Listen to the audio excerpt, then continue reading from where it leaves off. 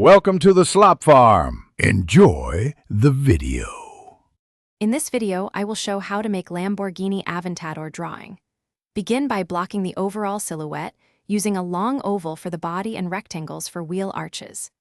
Keep strokes light while checking proportions against your reference. Establish the roof line, windshield, and belt line, then place wheels using consistent spacing.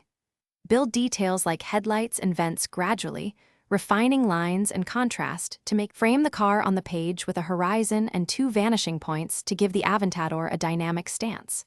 Check wheel diameters and spacing, and keep the front slightly foreshortened for realism. Map major planes like hood, doors, and roof using light construction lines.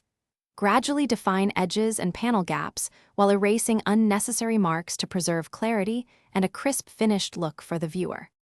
Focus on key features like headlights, side intakes, and wheel spokes to capture the Aventador personality.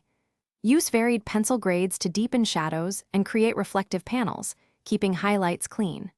Blend carefully to suggest smooth paint while preserving edge definition. Finish by darkening contact shadows under the wheels and in side vents, then step back to adjust contrast so the car reads boldly against the page. Thanks for watching.